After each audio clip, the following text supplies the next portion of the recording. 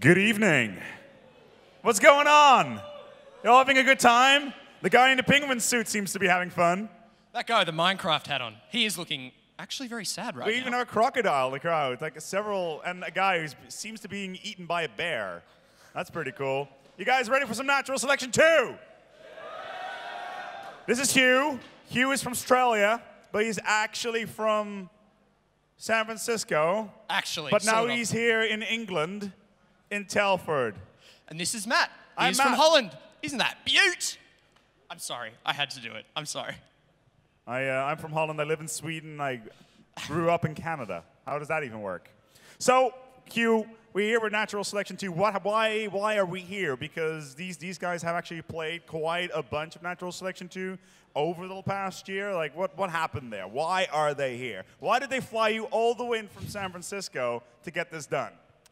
We are here because some people played a lot of Natural Selection 2. The Saunamen the Legendary Snails to my right and your left, the Saunamen to my left and your right, are the two teams vying to be the best team in Europe at Natural Selection 2. The European Open 2013 was played out last month. These two teams are at the peak, and today they're playing to be crowned the best Natural Selection 2 team in Europe and to walk home with about $3,500 in prize money raised by the community of Natural Selection 2 in conjunction with the developer. Wow. That's pretty impressive. Are any community members here? Oh, yeah. Yeah, you guys did an awesome job on that. You're going to be proud of yourself, like in playing this game and managed to get actually this all together. So how does that even work? Like you go on your forums, you say, look, guys, we want to do a tournament, but there are some strings attached there. Like how does that happen? It's like the love for the game has to reign supreme, basically.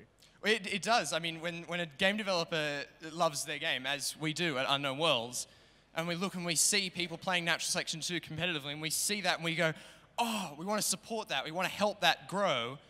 Well, at some point, prize money helps, but prize money is expensive. So we said to the community, okay, we've done this in the past, we've stumped all of it, do you guys want competitive NS2 enough to stump up part of the cost? And the community said a resounding yes, which we are just terrifically thankful for, and we're really happy that these two teams have gotten the opportunity to be flown all the way here today to play for it. It's just fantastic. One team's from Finland, one team's from France. From France. I don't think these are one of the few nations in Europe that have ever gone to war with each other when it comes to Europe. Does anybody know about the Great Finnish-French War? The Finnish-French I don't think it ever happened. So this is like a first forever. Yeah, it may come to blows. It's going to be good. And it's hosted by an Australian guy as well. Can you imagine? It's great, Hugh. Should I say stop with Australia, or should I just actually call it by its proper name? Mate, I would love to hear your Australian accent right now. I would love to hear a Dutch Australian accent. Go for it. Let's hear it. Like, be a convict. Hugh over here is from down under. See, that's all I can do. It was all right. Well played. Well played. I hear some booze. It's going to be well. It's like shrimp on the barbie, etc. Now, Matt. By the billabong, I don't know. So, that's pretty much where it ends. As much as you are endearing yourself to me, as much as I'm coming to love you, in the brief minutes that we've been on stage together, I do feel a little bit lonely. Yes. In this endeavor, because today I will be casting some Natural Selection 2, and, well, maybe I'm not very good at that. But someone out there is. I'm feeling lonely right now. I'm going to go out in the audience and see if I can find someone who could cast Natural Selection 2 better than me and be the man with the camera during this Natural Selection 2 cast. He's wearing a suit, apparently. That's this is Blind. Pretty crazy. Blind. That's pretty crazy. Let's go. There. Let's do this. Hey guys, let's cast some NS2. All right. Blind is basically the best Natural Selection 2 caster in ever, and he is going to be my co-caster today. And so while we finalize prep, Blind, once you go over to the casting desk, get ready, and I think we have a little movie that will show off what got these teams here. Are we ready for that, Matt? Let's go and see this video. Good luck with the tournament. And this movie is courtesy of community members Dylan Wasabi1 Savage and also, I believe, Blind. So this is a community-made video showing off how these two teams got here.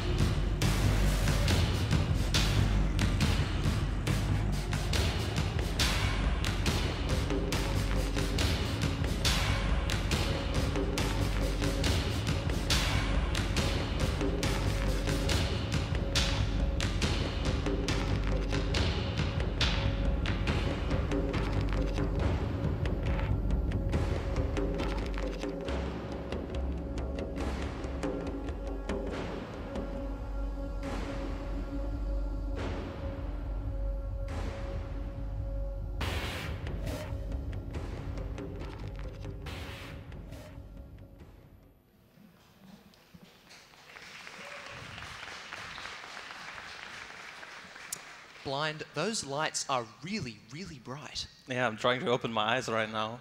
We'll just do a squinty cast. I can't see the game. I can't be held responsible for getting it wrong. I don't know what's going on. You know, I'm living up to my name. I'm going to cast blind. There you go. Exactly. Oh, exactly. God, I did do that. I did do that, actually. You went there, okay. mate. You went there, mate. I went there. So both teams are currently getting ready. They're talking some smack to each other. They're getting prepared to, well, kill each other and go to war, as Matt and I alluded to earlier. But this is a best-of-3 matchup. So, Blind, maybe you could walk through the map cycle that we'll be using today. Absolutely. We're going to start with Tram, which is the map you're going to see in a second here. It's a big map with crossbow. And after that, we will have either Summit or Descent. So it's going to decide on whatever it's going to be there. Yeah, Descent is going to come in the event of a 2-0 by either of the teams. So this is a best-of-3, but both teams have agreed that they like playing NS2 and they're going to play out 3 games no matter what. So once they're ready to go, if one of them gets to 2-0, we'll go to Descent, and if not, we'll go to Tram, because it looks like we're starting on Summit. And I believe both teams are ready. I don't know if they've readied up yet, but I know that earlier, the Marine team, the Saunamen, were playing sneaky buggers. They were going into the hive in flight control and killing all of the legendary snails before they could spawn in, and this can be a little bit of a psychological block for players in the early game when they can't even spawn out of their eggs and get their movement, start bouncing off the walls, get prepped for the game. It can be really frustrating. Yes, absolutely. A little bit bad manners here, maybe. I don't know. But they will all prep up and they will be warmed up. I mean, all in the long flight, everything else. And I think, I mean, those guys are professionals. And every team has 2 players who are already experienced on the stage, if you remember on Cologne. So they pretty much know what it's about and how to prep up and everything. And yeah, you're right. We're actually playing on Summit. So, a little mishap there. But and an interesting tidbit about the match today, Explosive from NS2.be is our, and also NS2FR is our ref today.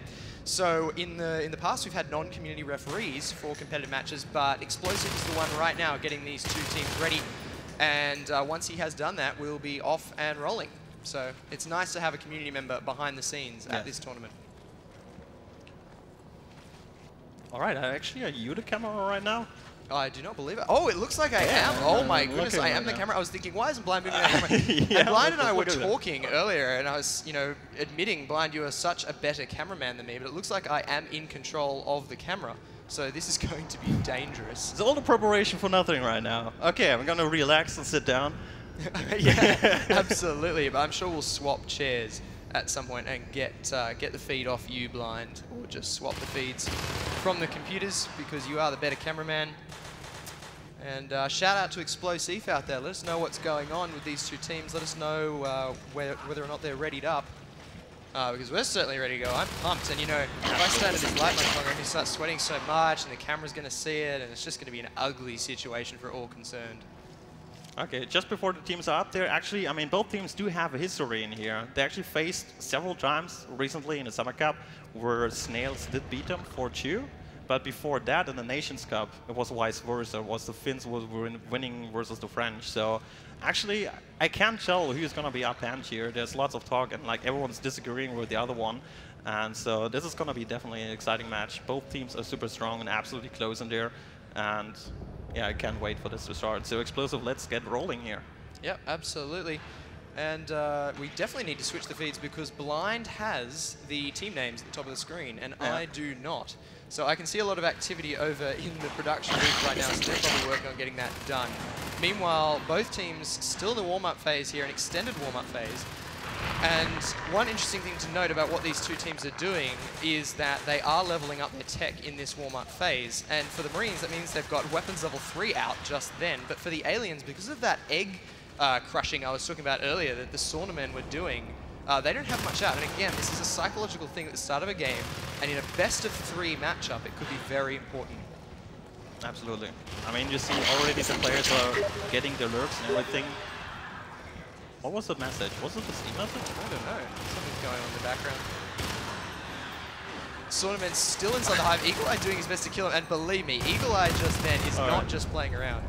He is looking for the kill.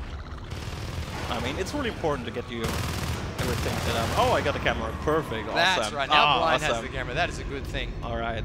So I can see the ref Perfect. working with one of the Legendary Snails right now. Perhaps one of them was saying they had a little bit of a sound issue earlier, so they could be working on that. Sound being so important. One of the reasons I'm terrible at natural selection too is I don't listen enough. I'm blind. He has coached me and told me I need to listen more, listen for the footsteps, listen for the clickety-clack of the skulks and everything else. Because if you can't hear... Yeah. That's basically your logic wall hack you have there, the sound as a Marine. It's so super important to realize how many skulks are there, when they're going, when they're not going, setting up ambush and everything. I mean, it's so much intense how much information actually you gather in parts of the second when you have to make a decision in less than a second, just in front of everything you have on the tools, and sound is a big part of that, obviously. Absolutely. The Saunamen are trying to get out some spurs at the moment. Again, the fact that Saunamen have all this tech out in the warm-up game, people go, oh, it's a warm-up. Who cares? Why does that matter? It is such a psychological thing. You're sitting up on stage, you know there's some tech issue being sorted out. You just want to play, you want to move around the map, you want to get engaged with the game. But it looks like Heracles over in the Marine base in Data Core is playing funny buggers right back at this Marine team. Exactly. I love spectating Pain. He's such a great player. And I'm gonna see lots of action of those. Everyone. And the ref has departed from the Legendary Snails booth, so perhaps we might be ready to go soon. But I do not know what's going on at the moment.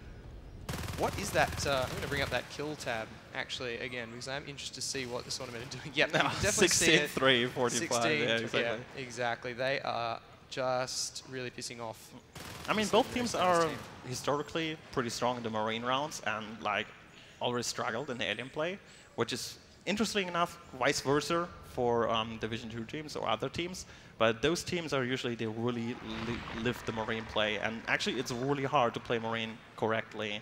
And so for all the players in NS, they can obviously always learn so much out of this. And I love to watch this. Absolutely, especially the occasional first-person camera allowing you to see just how fast these players move. People always joke that people that play video games have the reaction speeds of a fighter pilot.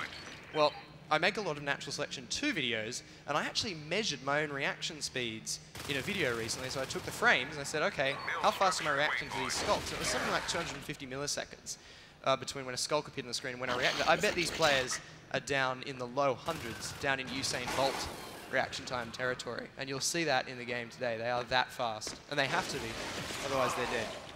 Yeah, absolutely. Still looks like someone playing with headphones on the Legendary Snails side of the stage. You know, it's the best time to play with that. It is the best time. You don't want to be playing it during the game. You can certainly be blind and play Natural Selection 2, but as we said, you have to have your sound.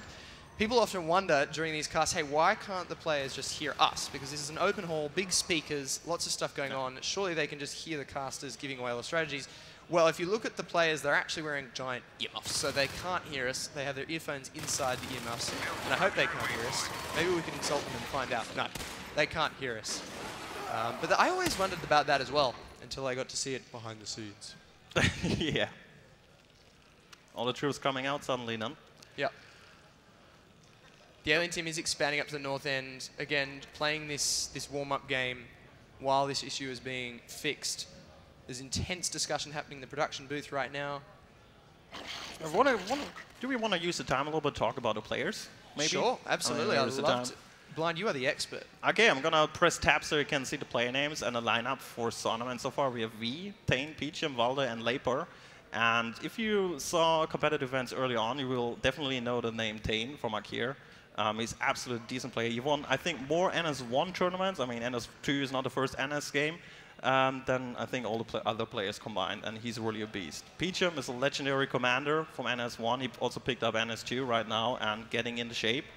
Walter's pretty new. Leaper is an NS1 veteran as well, and V looks like is the new, I don't know, seems a little bit more the second Tane. Really, he's playing fantastic, absolutely.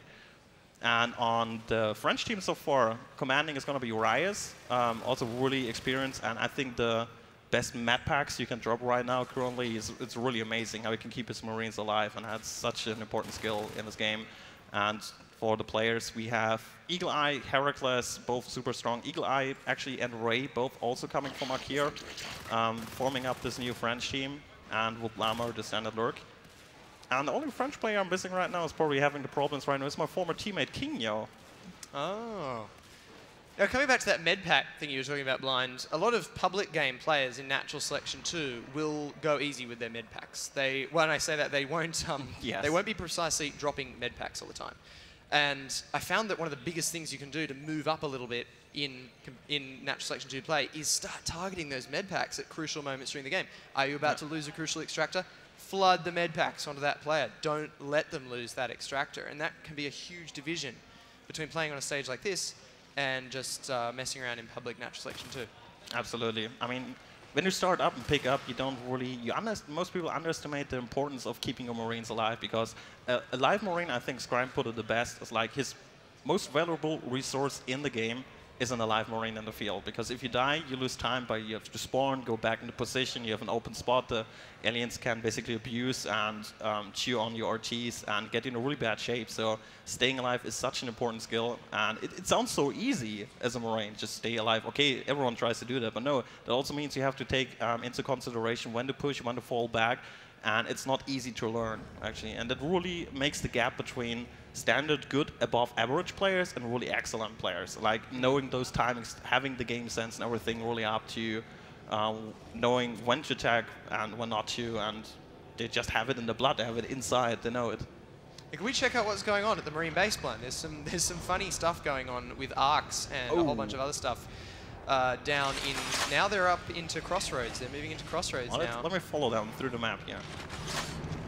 Oh, there's the arc train. Okay, they're gonna use the warm-up here to... they're gonna blow a hive away. They're gonna blow the hive away. They're gonna win a warm-up game here. As I can still see a tech working with the Legendary Snails team. So something is up over there. And we have no more information to give you at this time about what is causing the delay. But when there's a person in a black shirt with a headset on the stage, you know something's going on. Exactly. Now I'm going to flip face on the field. So let me it's like a sort of slow motion, easygoing game right now. It's almost like a pub game as these players warm up, except they kill each other really fast. It's really interesting to watch them play this out. There's the arcs moving, and the arcs being mobile siege units that can destroy structures through walls. And I've never seen a warm-up game like this in a competitive Natural Selection 2 matchup, where so much tech has got out, because obviously this one is drawing longer due to some technical difficulty that Blind and I are currently unaware of here in the casting booth, but we can see transpiring beyond the blue screen. It's actually quite cool. The Saunamen have orange shirts. They weren't, I have to admit, they weren't entirely happy with me about the orange shirts. But I think their orange shirts are awesome, but I don't know, I imagine judgment will be passed on me and they'll say something about my pants. But yeah. You know, I think they look good. They actually have orange lights behind them right now, which is really cool. And the blue shirts, the Legendary Snails have a blue light behind them. So that is really cool. As I'm just looking for the one. Can you actually identify that player, Blind? I can't. I'm waiting for him to put his headset back on and look like he's ready to go.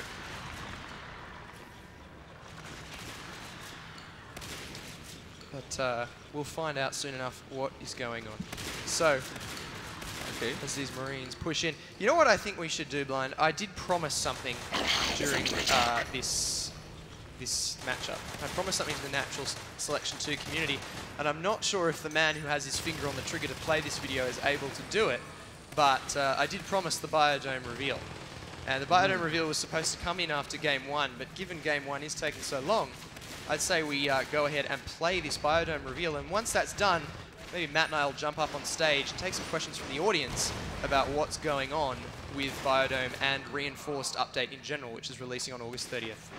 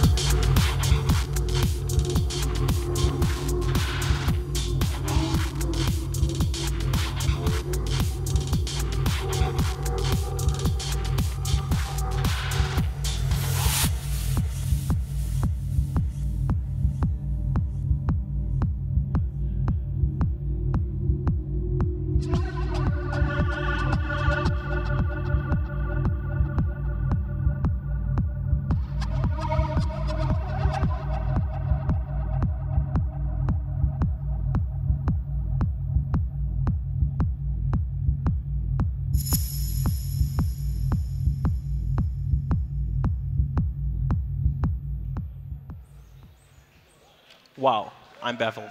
That's amazing, guys. Really, give it up for that map. That's awesome. I can't wait to play that. So that's one reason why I should join the playtesters and see those maps early on, because that's really great. All right, so Testing. Here I am. might be we have the. Here I am wandering around away from my casting desk without my microphone saying, hey, I'll talk about that map after that video's played. And I'm standing here on the stage and I had nothing. I'm like, hi guys. And nothing was coming out of my mouth. So I believe we have actually sorted the issue during that downtime. But while players rejoin the game and we actually get going, I just wanted to talk a little bit about the effort that went into the map that you just saw. Biodome has been months and months in the making. The original Natural Selection 1 Biodome was a massive fan hit. I remember playing it endlessly. And to have it back is a hugely emotional thing. But this has taken so long to create and there's been so much effort that has gone into it that it's more than just a map for us at Unknown Worlds. We're so excited about it because it's a completely different look for Natural Selection 2. Up until now, the Refinery art set has defined Natural Selection 2. The kind of visual cues you get from maps like Tram, Grungy, Mineshaft, environments that look like they could be part of machines. Biodome is a totally new direction, and most importantly, that allows custom mappers to take that new direction and go to awesome places with it. So we can't wait to see what the change is overall for Natural Selection 2 maps beyond this giant official one that we've created, and so much blood, sweat, and tears has gone into it. So I will stop wasting time now, get off this stage, because I believe we are about to start Game 1 in the European Open 2013 Grand Final.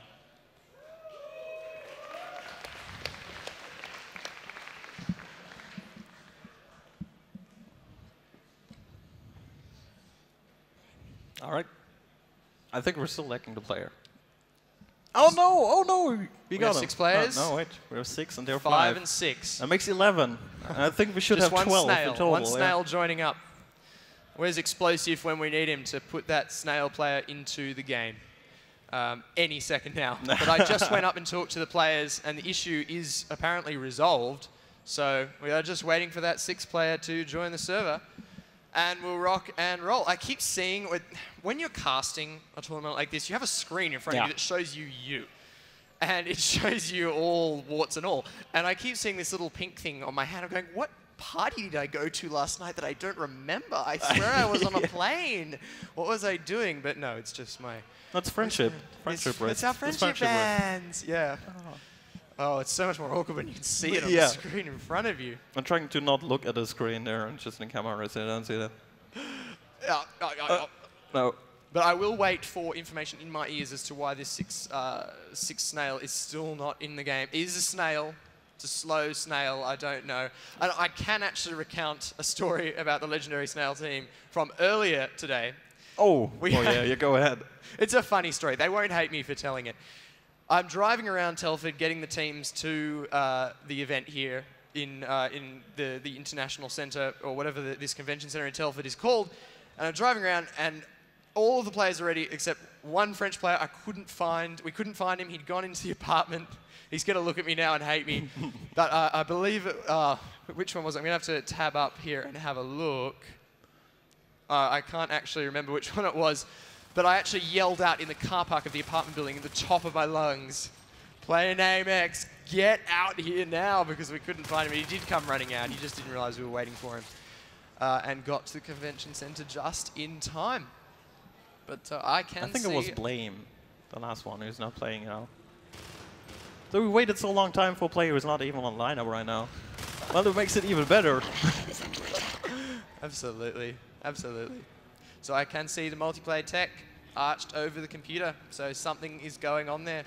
And this is the nature of the beast. You have to work with it. And I was actually hearing... sorry, go. That reminds me actually of the Nations Cup finals with exactly those two teams. You know how often Twitch had issues there, or something else, or the server. I don't know. Like every kind of final, casting or something's going on. There's difficulties. I don't know what. I mean, I have a virus, or I don't know. It's just no luck. Yeah, definitely. What's cool is this is kind of indicative. I mean, you see these kind of. There was actually a tournament here at Insomnia that was delayed this morning. It was a much bigger tournament than this Natural Selection 2 one, and it was completely delayed I mean, it wasn't even played at all. It's going to be played at another date due to other difficulties. And I feel like this kind of stuff is indicative of the way that competitive computer game is kind of pushing the edges of what's accepted as possible in the entertainment world. Because the idea that you would have 6 players from 2 different countries, 2 casters from 2 different countries, in a completely different third country, with all this tech arrayed around us to broadcast this game anywhere on the planet, is just massive. It's incredible. And for these tech issues to happen, it's almost indicative that we're doing something right, that the boundaries are being pushed, and then we're not just content to sit around and go, well, we can only have football on the TV, so that's the only sport we'll watch. Because Natural Selection 2, when you watch it getting played, which we will hopefully do at some point tonight, is pretty awesome to watch as well. Exactly. I'm gonna spectate arena a little bit. Still waiting for that player, but... okay, let me do the following. I mean, we are still looking at a map summons. We're just gonna start with summon. Why don't we talk a little bit... please, yeah. Yeah, let's talk about summon. I mean, if you look at the map layout here, what you can see basically, this is a circle around map. There's different around. There's obviously every map plays different. And what's a really important spot here in this is especially crossroads. I mean, you have this cross-spawn situation where you spawn either an atrium, data resub, or flight control, and the other team on the other side. And you will end up trying, for example, if you spawn in data core, you try to cap those 2 sides. And crossroads later on, always you want to have like a little bit map control. You don't want to push too hard. If you have a 3-man hard push, you use crossroads because you have much faster on those 2 natural expansions. And on the other hand, later on, if you have phase tag available, that's the most pretty much the best spot to be in always if you have this kind of centerpiece in a map, because from cross you can always reach every impossible or every important place in the map really fast, like defend reactor core, go ventilation, keep up the pressure on summit and everything else. I have an idea, Blind. It's a dangerous idea. Me having ideas in general is dangerous. This one is particularly dangerous. But I mean, we have 6 players ready to go on the Saunamen and 5 players ready to go on the Legendary Snails. I'm thinking, why don't we, for fun, right now, while this player is still having their issues sorted out, just play out a 5v5 and cast it and see what happens.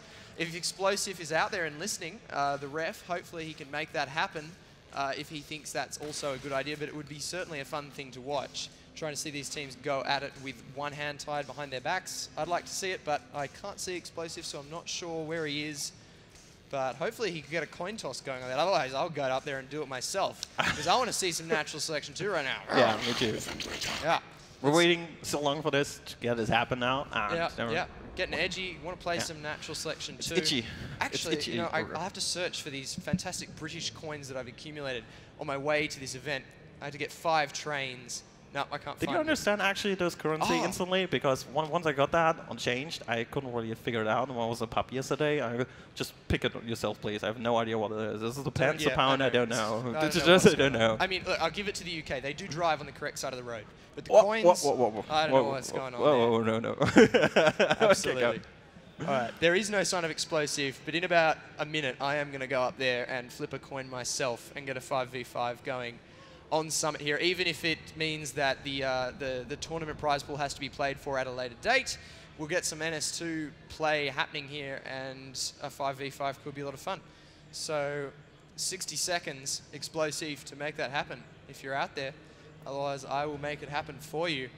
And that, of course, huge headaches for the production team. They're over there going, oh, no, is he going to get out of his chair again? Actually, I think we have 6 Saunamen players, and we had 6 French players before.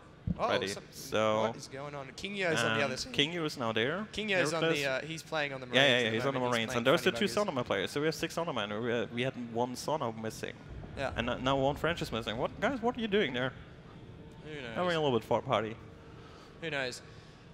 But up I go soon. The production team's going, oh no, where's the camera? We've got to track him onto the stage. Someone switched to his bloody microphone because he's in the wrong place. He's not doing what we told him. Seek out, get some NS2 play happening here.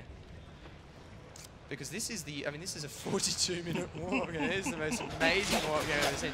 I want to see a replay of this warm-up game. Oh, actually, yeah. Look at the counter. Oh my god. It is really insane warm-up game.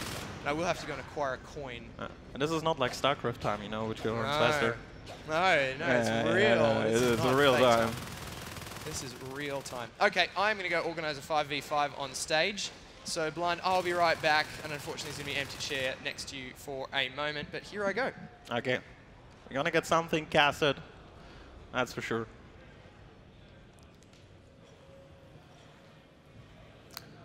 All right, so 5v5. What will change on that setup? I think a lot. I mean, especially on Marine, you have one field player missing there, and you have to change up on the strategy. Like, most standard splits are 2-2-1 or even the 3-1-1, like a 3-man pressure. And it's going to be interesting how they will play it out with that. Also on the Fate play, having one less Fate will have an impact, definitely. Because you want to have that lurk, like on the French players, they have Someone out. Ray, on Saunamen, it's going to be Llama, the standard lurk players. Dedicated rules because the best on it. Someone out there must have a £2 coin. I'm not just going to settle for a £1 coin. If I'm going to start a 5v5 here, I want one of those fancy £2 coins, you know, that real currency. Not like the stuff we got in Australia. That's just, you know, it doesn't count. It's the convict money. So I promise I'll give it back. I know it's worth a lot more than my annual salary. Oh, that is so cool. It's silver and gold and everything. Now, what I need is a member of both these teams. Because I believe Legendary Snails, you have 5 players. Is this correct? Eagle Eye? Do you have 5 players at the moment? Yeah, for the moment, yeah. 5 players. All right, Eagle Eye, step up. How do you flip a coin when you've got a microphone in one hand? I don't know. I'm just going to throw it. Yeah. Peachum, you're up. We're going to have a 5v5, so I'm going to coin flip you right here. And if I miss this, it's because I'm silly. So, Eagle Eye. Pick heads or tails. That will allow you to choose Marines or Aliens first. And the loser will get to choose the map. Winner gets to choose team. Loser gets to choose map, which is either Summit or Veil. So, here we go. What do you want, Eagle Eye? Tails. I caught it with the light in my eye. That's fantastic. Well, I think it's tails, but it's got writing all over it. Something about Her Majesty the Queen. That is definitely tails, though. So, Eagle Eye, what would you like? I don't know. Yeah, of course. Looking. Alien or Marine? He wants to start there. He's looking to his team captain. Oh. If he makes the wrong decision, he will get fired from the Legendary Snails. Yeah. Marines. You're going to go with the Marines. All right, so the map, Summit or Veil as Alien. Peachum, what's it going to be? I think we take Summit. Take Summit. Peachum doesn't look to his team. He just says, let's go for it. Indicative of more teamwork on the French team? I don't know. Maybe I'm just standing here being a smack-talking caster, but I'm going to go back over there. And Explosive, wherever you are, please change the map. Oh, sorry, we're not changing the map because we are playing on Summit. And both teams, please join your respective teams and get ready to go.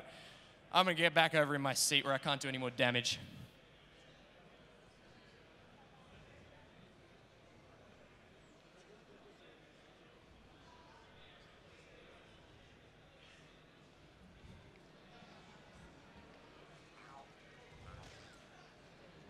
All right. Let's do this then.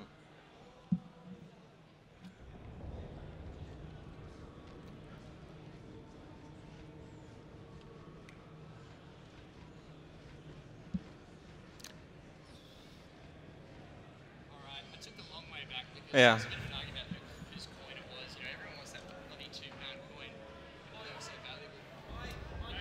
Your mic. Did anyone hear anything I just said? I did.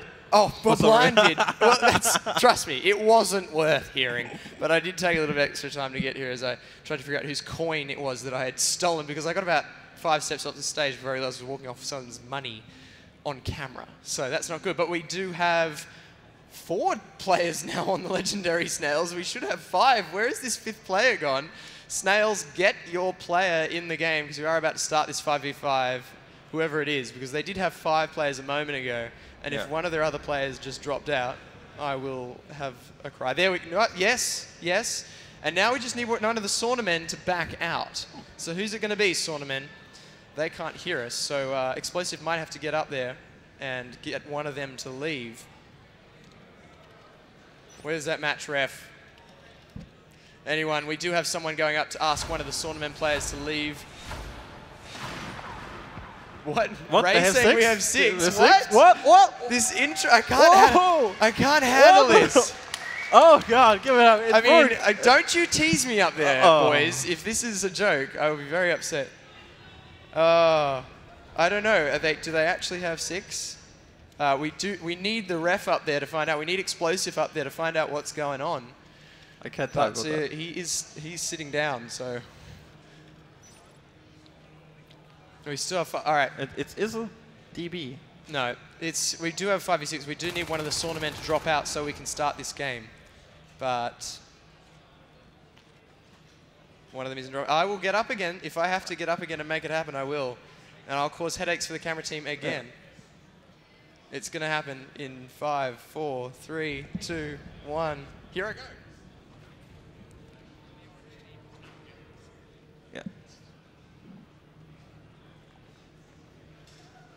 Yeah. Okay.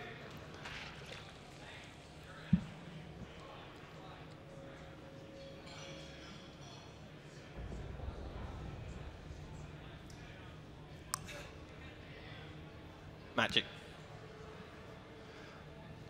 You know, how many calories did you burn already by running? I don't know. I don't do much exercise otherwise. So I did actually just tell Tane he had to leave the game. So he hates. Oh, there's someone else has left the game. They weren't going to put up with me doing that because they knew they wanted their shooter in there. We have 5v5. Explosive, if you would be so kind, please start this game when you are ready, and we will rock on. We got a 6v6. Look at that. I actually have a 6v6 now. What are the Snails playing at? Are we starting? Are we starting? Okay, never mind. We're starting. We are off for the European Open. It's all that matters. 2013 Grand Final, Game 1. We are off. Blind, talk us through the split. All right, so let's start here. Saunamen starting in data call. Come on, give it up for Saunamen, for the Finns. Woo! Finland. Woo! Finland here, starting with the 2-2-1 split. Oh, they are just saying ready. Sorry, we have not actually gone live. These teams are just toying with us now. Yeah. They are just toying with us. They are completely toying with us. Okay, now we go. And we are off. Blind, talk us through the split.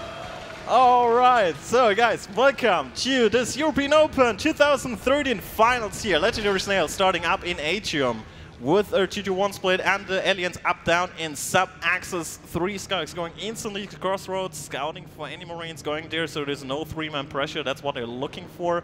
So the French team, they will start slowly, capping a little bit, and from there they will take whatever the game goes. Big, heavy pressure into Crossroads at the start of the game. The Saunamen want Crossroads. They want the center of the map. The center of the map gives excellent strategic access to the rest of the map, but this does mean that the Marines can go around capping extractors willy-nilly. The Saunamen finally pressuring into reactor core. We are going to get opening combat. We will have the first kill of this grand final matchup. It is Kingo going down to Tane. It is now 3 Skulks against Darms, and the 3 Skulks will succeed in reactor core. I was actually the whole time looking at the computer lab at a little Gorge here, taken out by Ray. Here's a sneaky 1-man pressure. Actually, nice pistol shot against Valde. So, you know, Eagle Eye and Ray, they're actually going to take down the first harvest, it seems, while Saunamen, on the other hand, taking down Reactor. So, heavy RT pressure right from the start from both teams. There is so much resource extractor and resource harvester pressure happening at the start of this game, Blind. It is insane. We have 3 contests happening at once. The aliens have prevailed in the reactor core. It looks like the Marines have prevailed in ventilation. Yes, they have. And they may prevail in the computer lab as well. Yes, they do. They will take down the computer lab harvester. So 2 harvesters down to 1 extractor down. A great opening by the Legendary Snails. Awesome. I mean, look at that. Both harvesters down, really. This is such heavy pressure. Sitting on just 1 in the base, not getting out there. This is going to be tough here for Saunamen. They need to group up and do something, clear out one side, not split up, and just die on both ends. So it looks like they're going to go for a big push into ventilation. Just Heracles alone. No chance for him, even the Drifter. They don't even need it, so they can go for the second harvester here. Eagle Eye pressuring from Computer Lab to Subex is going to poke Llama in the eye around there. 2 Skulks in Crossroads, trying to get a feel for what the aliens are trying to do here. They're spending a lot of time in Crossroads right now. A Drifter has moved to ventilation to regrow that harvester. And 4 Skulks are moving from Crossroads to Computer Lab. They want to make sure that Computer Lab can take this well, because they are currently down to 1 harvester to 3 extractors. And here we go. We don't see any Marine tech yet out. They just went for 2 IPs at the start, trying to cap what they see. A little bit more aggressive opening. So they skipped some RTs, giving out the tech a little bit later. The main goal is basically to delay the P-Rest, the dreaded phase, so they come out as late as possible. That's why you see the heavy pressure game inside combat and ventilation. I think they pretty much are satisfied with having just 3 extractors up as long as Saunamen is sitting down to max 1 or 2. Kingo unsuccessful against Wii in Pipe Junction. The pistol whip that Ray managed to do in Computer Lab not replicated there. What tech path has the alien team chosen at the moment, Blind? What do we see? We have a shift hive out, so we'll be seeing movement-based upgrades for this alien team. Absolutely. Saunamen is a heavy fan of celerity. Pretty many teams use the crack hive and get carapace and regen out, but Saunamen really, they love the mobility. I mean, being fast everywhere on the map, being faster in combat, it's a really big one, and so you see different sides of the teams in Saunamen, they really stick with that shift upgrade. But they need the resources to get some spurs up. They're sitting on 16 or 13 now on the TRS. They had to redrop those harvesters, I think, twice already. Let me check. They lost 2 harvesters. They lost the Marines only on just 2 as well. And yeah, that's really costly. It's a good aggressive play here by... Oh, look at that. Nice shooting by Helpers as well. And wow, those French, they're really ripping those skulks a little bit apart pieces here.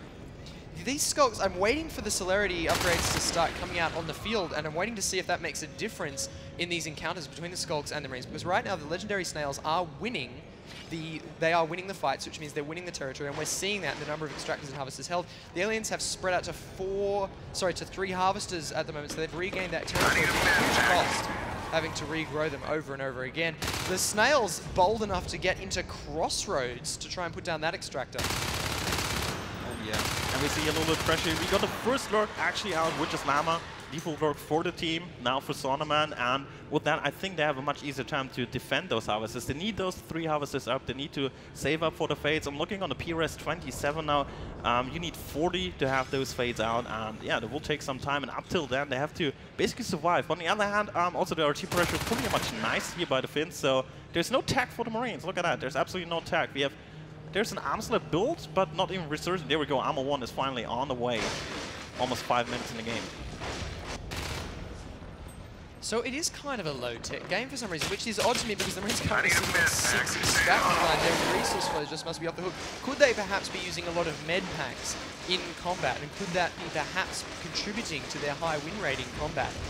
I mean, they're constantly using med packs for sure, but I mean, they had like 2 or 3 extractors, and rebuilding them, I mean, each extractor costs 10 res, so that's where all the res dunk. And now, I mean, you have to wait 1 or 2 minutes and keep those extractors alive. I mean, they're losing already too, until you can really pump those upgrades. And really nice RT pressure, Crossroads already going down, Flight already going down. There's, oh, that extractor is still alive here. And 2 Marines now in ventilation. I mean, look at that. There's constant, I mean, looks like they're evading a little bit each other and just dodging some of those engagements, just going for the RTs of the opponent here.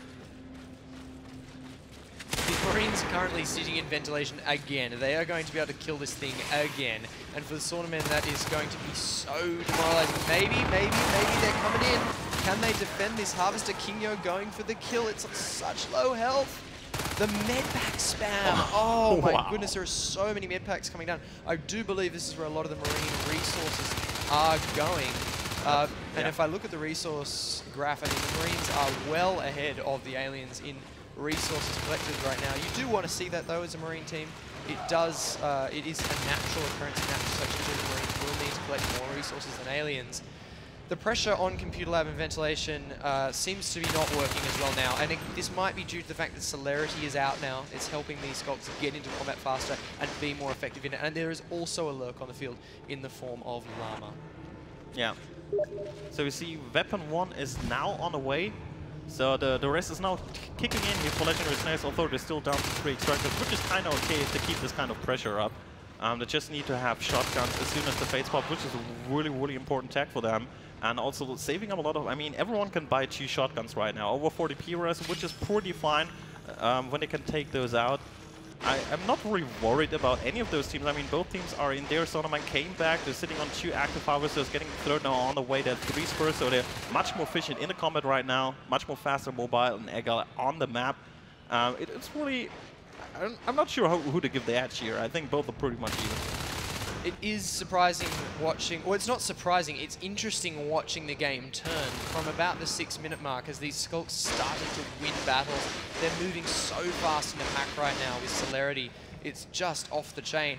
And that is turning the game. We have weapons 1 out. Maybe that allows the Marines to push back a little bit, but I don't think, I feel like there's momentum in the alien favor at the moment. Yeah, kinda. I mean, basically they have to defend at the moment and just keep the Marine tech down, the RTs down. You see, Snails are just playing the same the whole time, having 2-man pressures. Shotguns now on the way, a little bit late, I think, for my taste. 8 minutes in the game. Shotguns are really powerful, especially early game. No carapace scouts, you can easily kill those. But you feel pretty much confident winning those engagements even without shotguns, which they did. But not enough, not enough. They didn't do enough damage. They killed 3 harvesters, as you can see. In the end, aliens are still kind of okay because they killed more than 1 rest a minute on the Marine side. Did we miss an observatory kill at some point, Blind, or did I just miss it? Because I just saw observatory completed on my interface, but I would have sworn that would be completed a lot earlier. The Marines currently sitting on 2 IP, and as Blind says, their tech situation not very impressive. Shotguns quite late, as whoa, Heracles and Kingo just get cleaned up in ventilation, although Heracles putting up a bit of a Herculean fight. But again, so many med packs. Yeah. So many med packs. I feel like where there could have been tech on the Marine side, instead we've got a lot of early battles won at the expense of the resources that were gained by fighting those battles. So the Marine tech situation just not where it should be at 9 minutes 7. When at one point I believe they briefly held 5 extractors, and in fact they briefly held 6 extractors. Yeah. So this is very surprising Marine tech situation, given that. But now we have the shotguns in the field and face tech even on the way. Damsi alone versus a Skulk, and nice job here by Leper and Lama. Actually taking out the shotgun LMG with just a Lurk and a Skulk. That's amazing skill here by this alien team. And yeah, talking, I mean, face kit coming up, shotguns coming up way before the Fates, or just closely, 39-40 P-res. It's going to be, Tane is already evolving, like now his little egg is sitting in the hive in Seb. You can see the Fate icon coming up there. So this will change the game a lot. I mean, as soon as those Fates, which is coming exactly right now, they're pretty fast on the map. If they work as a group together, they can clean out so many stuff on the Marines. And once Tane is out on the battlefield, he's going to shift the battle lines away from ventilation and computer lab towards flight control and data core, and probably even further. I would not be surprised to see more combat in reactor core and crevice. At both teams sitting on 3 harvesters and extractors means that they are currently vying for control of any of the 3 extractors in the center of the map. I believe the Fade will allow the aliens to prevail here. In fact, 2 Fades out, 2 Fades facing off with a couple of Marines in crossroads. This is going to be pretty important right now. The Marines need that face gate in crossroads, and 3 Fades, they know exactly what to do, but nice shots with those shotguns. All the Fates pretty low on health. Look at Valder, pretty much in the red. They had to get out of here. And the face gate is getting up right now. And this is a really important spot. They will play defensively from here now on. They cannot all leave. They cannot play as aggressive as before, because the moment you send out 3-4 Marines, those Fates will wreck your face gate or just go in the base and kill the ops or anything else, which is pretty important. And right now, what they're doing, they're going for those extractors together as a group, force the Marines to leave the face gate, leave the base. And the moment they do, they will hit crossroads again. Hey, Blind is right. That fight was so crucial. The great shotgun shots from those Marines meant that the Fades were not able to shut it down before it was up. Now the Marines have access to crossroads, and as I was saying earlier, that fight for those 3 mid-ground extractors has now turned in the Marine favor. So as usual, I was completely wrong, but interesting to see how it happened. Whoa! Ooh. Tane was vulnerable for a moment there. 2 shotguns in a narrow corridor. Oh, this is going to be pretty close here. Oh! Lurk down. Oh my god! Llama down. That's a blow here for the aliens. Not as bad as if it had been a Fade. Yeah. Heracles and Eagle Eye find the Gorge Tunnel here. They choose not to go through it. Instead, they are just going to kill it. I like to go through Gorge Tunnels, but I guess that's why I'm not as good a player as these as these snails. I'm like, I'm going to go kill all the upgrade structures, and then I just get killed. It just doesn't work for me. So if you wonder why there was a Gorge Tunnel in Data Core, the aliens are trying to prep up the second hive. They cannot drop the second hive right now. They know it's going to be too easily killed. They need that Gorge Tunnel so they can defend it much easier. And look at this dance in Complem, all those map packs. But still, Dam's not able to finish off this RT, and there's also Gorge healing up. A little bit of waste on the map packs. This time I would definitely agree on that. Multiple Fades rolling all over the field right now, doing so much damage. Both teams fight. Well, the Marine team actually losing Crevice Extractor, which is one of their close extractors. I am surprised at that, but given the Fade ball is out, I guess it's to be expected. There's now a phase, sorry, I missed the phase gate go up in data core. But the Marines do have a nice triangle of mobility here. I don't know if it's enough to offset the just brutal killing power of these fades, though. Yeah, this phase, I mean, they're splitting up for the moment right now. One trying to harass the phase gate in data core and 2 others in crossroads. But if you do that, you don't really accomplish anything. I mean, you just need 1 Marines phase through, and if you have nano shields, even the better. You will be able to scare off 1 or 2 fades easily if you have a shotgun in your hand. So what the fades really need to do is like group up as a pack and use a little bit pack play, team play in that, and try to break one of those positions. And preferably crossroads, and then they can easily take up flight control. You see they're all resisted in here, trying to prepare it. We have the Commander Peachum as a Gorge, setting up this new base, killing the power in there, and they will definitely drop the second Hive there. I mean, look at that, 110 resources, saving everything. There we go, Hive just dropped in flight control. There's a huge amount of resources. No doubt will be spent very aggressively on new upgrades once the second Hive is up, giving access to a second evolutionary path. At the moment, the mobility path is selected. I would expect to see a defensive path carapace next. You never know. We could see some sneaky fade, sneaky aura play. That ability allowing aliens to see nearby Marines and their health, which is just so good for fades because they can pick out the most vulnerable Marine in an area.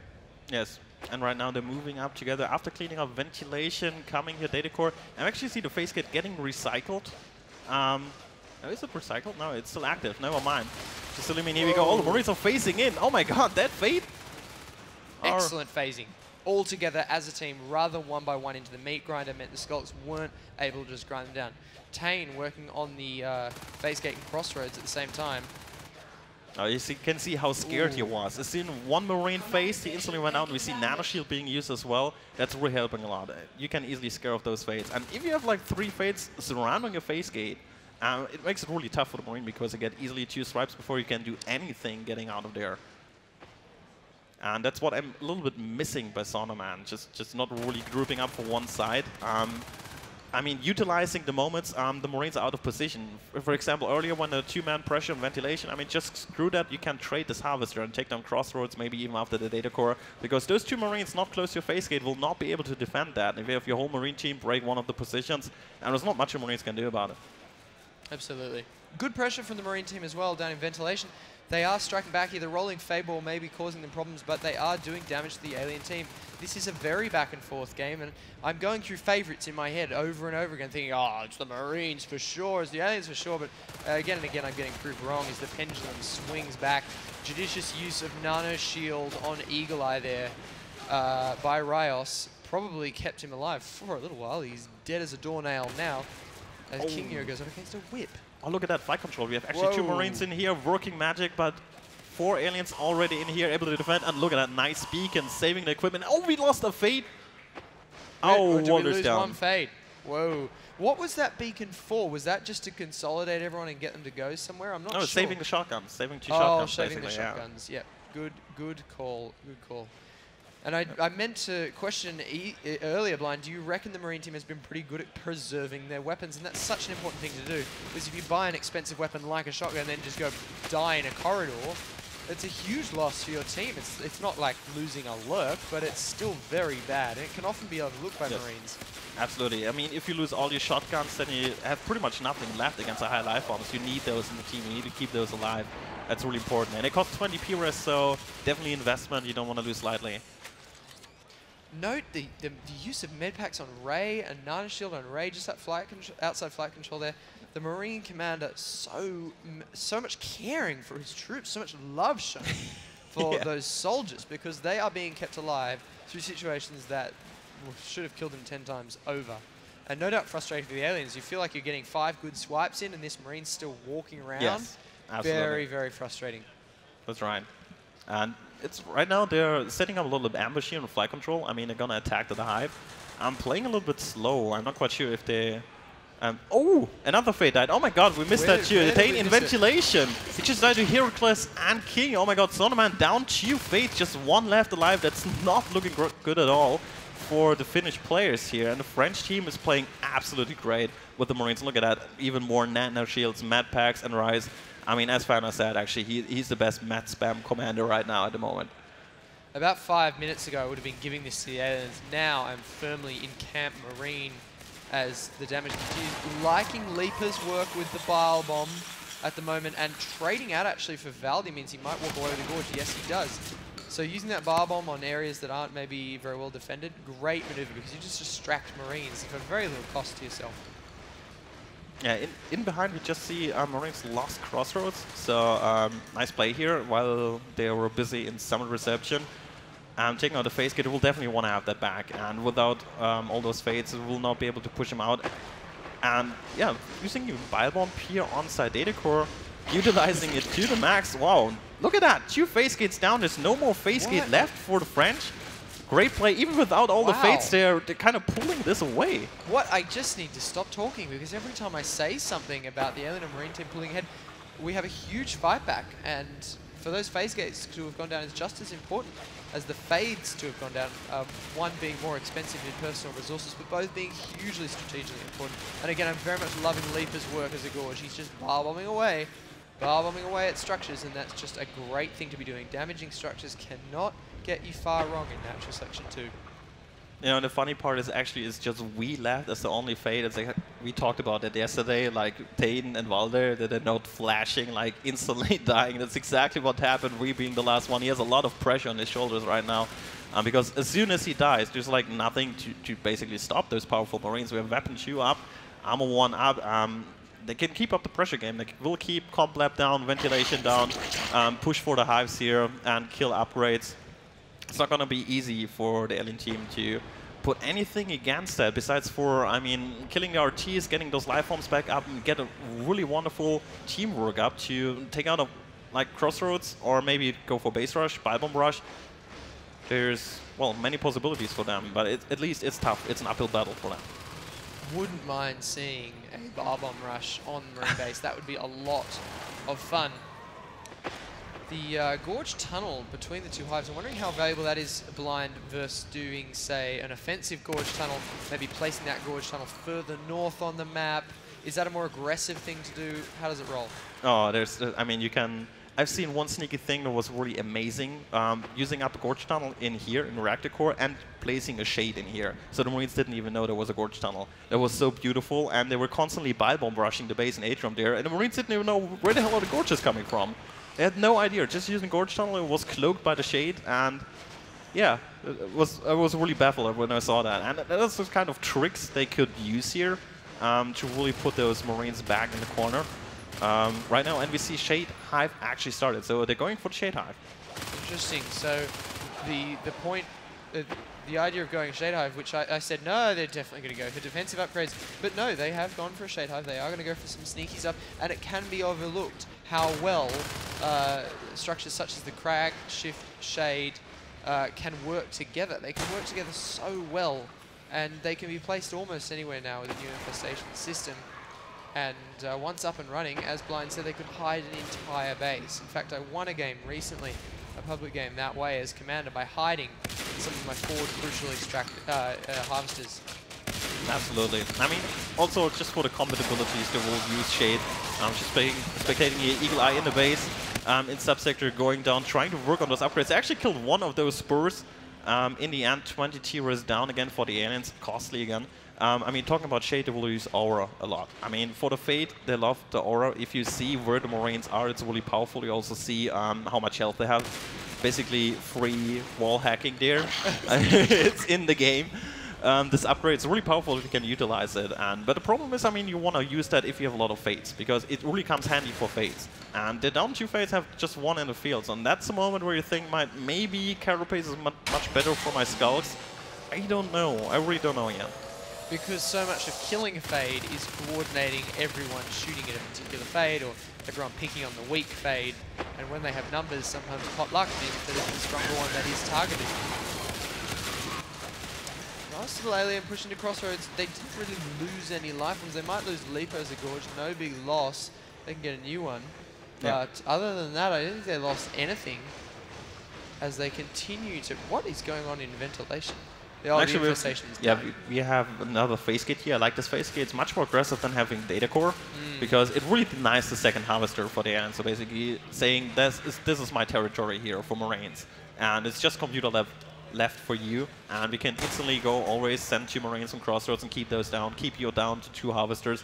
And it's going to be really tricky with just 2 Harvesters to get a P-Res up for maybe an Onas or some more Fates. Looking at that, we have Tain pretty close. Back here, Valder, actually over 30 res. It won't take long until they have another set of Fates, and with that, I wouldn't be surprised if they can actually turn this around, because the Marines are not upgrading a lot. Still sitting on Weapon 2, Armor 1. They're really busy replacing all those Harvesters, Extractors. And all this Nano Shield and Mat Spam is really costly as well. So the Marines' mobility is looking far better than the Aliens' mobility at the moment. They have this triangle of phase gates around the map, whereas the Aliens are stuck with this single gorge tunnel. There's pressure going into flight control right now. 3 Aliens coming in to defend. Look at the med packs, man. This is what I'm talking about. I'm getting so distracted just looking at the blaze of lights at Heracles' feet. Absolutely. It's crazy town. It's crazy town. And I would love to see a graph that showed what proportion of the Marines' resources were spent on med packs. If you look at the res counter in the top left of the screen. Oh my god. Wow, it's dead. They lost 2 upgrades and a fade at the same time. Oh, this is no good sign here for the finish. I think they're just broken. They're pretty close to new fates, but look at this harassment by the Marines. They constantly send people in the main hives, killing the Harvesters in the main hives, just kill flight control, killing all the upgrades and sub, killing combat. They're just going crazy, doing like Rambo mission, and there's not much Saunamen can do right now in there. I mean, the biggest problem for them was obviously losing those 2 fates pretty silly. If you lose that and you have just 1 fate, there's not much you can do. You need a little bit of teamwork. That was 2 minutes, wasn't it? It was within 2 minutes that 2 fades went down, and once they did, the game changed. Yeah, I mean, Saunamen is really well known for trying to bring back those games and stick into that. There was an amazing comeback against Gorder in the semifinals, qualifying them for these finals. And I don't see him doing that right now against the French, because look at that, we have 3 Marines inside the hive here. The Aliens are down to just 1 Spur, 2 Veils, and yeah, trying to survive. I wouldn't say that's over. I mean, they're still close on the P-Res line for some more Fates, and they still have 3 RTs ticking. It's not like the Marines are completely tacked up. They don't have jetpacks. They're basically still sitting on Weapon 2, Armor 1. Just spending everything they have into those Nano and Match.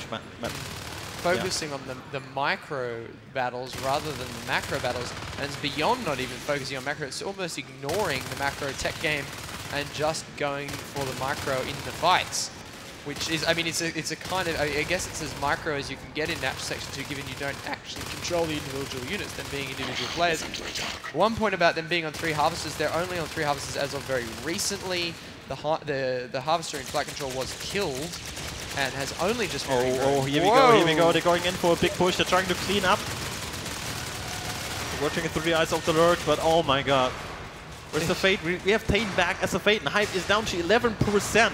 Still 3 Marines in here. That's pretty close. Oh my goodness. Snails just shooting so well to keep his Fate back.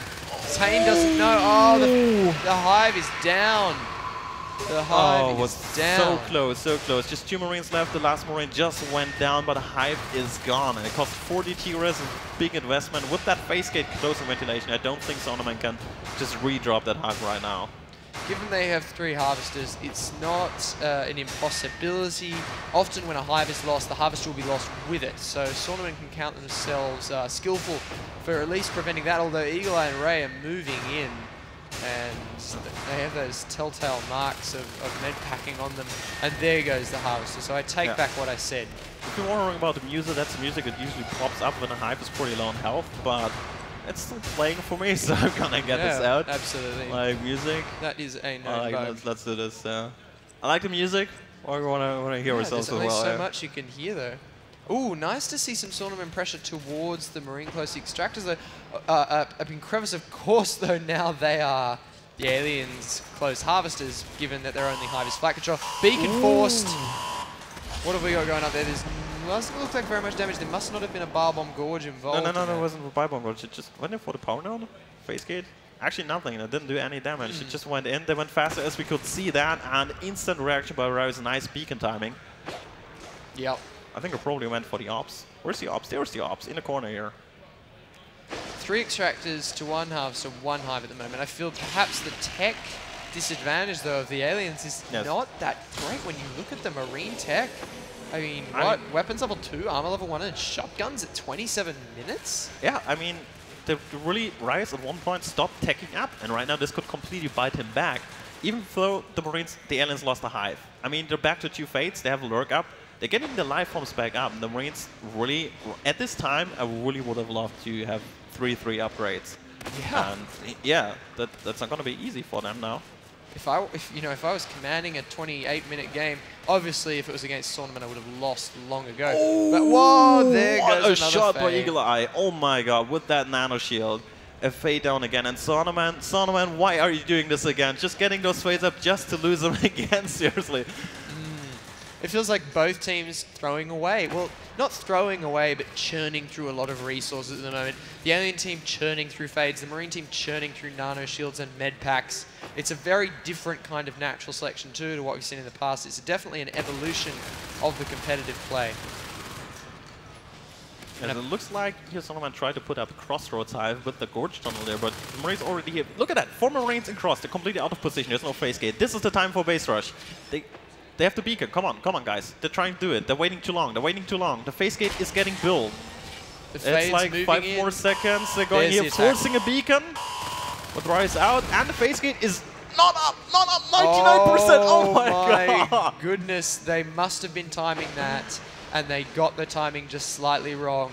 The phase getting Crossroads 99%. Llama, Wee, Valdi, Tane, all going for it. Rain, Eagle Eye come in to try and stop it. 1 skulk down. Can the shotguns put some surgery down these fades? Oh, it was close.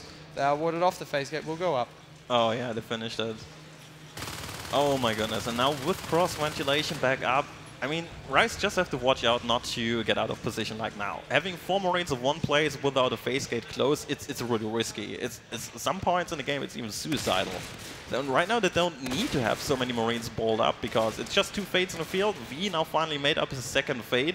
I mean, they all were the flash fades at the start, so it's approximately the same time going 40 P-Res again. But yeah, they never really have more than 2 fades out at the same time. And that's really the issue here for the aliens. The 3 fade ball was so brief, so brief. Then again, the Marines aren't able to really capitalize on that fade loss. Again, their tech is painfully low. Level 3 weapons going up, which would be a nice extra bite, but gee, they must feel vulnerable against these fades. Oh! Whoa! Another one! What is going on with these fades? Oh my god, amazing mad packs against Warriors. I thought Ray would, I mean, no one survives that, and he still survived it. That's really showcasing exactly how amazing those map packs are about Rise. Even if it's costly, it's keeping those Marines alive, it's keeping the pressure up. And if you're playing as the alien, then you're surprised, like, that Marine should be dead, and just trying to land your last swipe, and then suddenly you take the shotgun and you're dead. Yeah, those med packs can mess with that calculation, can't they? A player thinking, right, I'm timing my swipes, I've got 2 in, here's the 3rd, here's the kill. Oh, the Marine's not dead, and there's the shotgun to the face. And what does the shotgun to the face do to a fade? Say hello. Say hello. Oh, yeah. Exactly.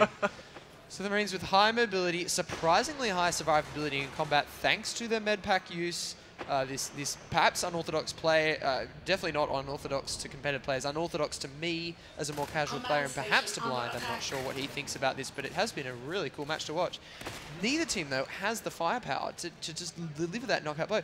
Yeah. For the aliens to have lost a Hive and to still be in such a comfortable position, interesting. Well, not really comfortable. I mean, they're still down on 2 fates, I guess, just getting the upgrade on Tane.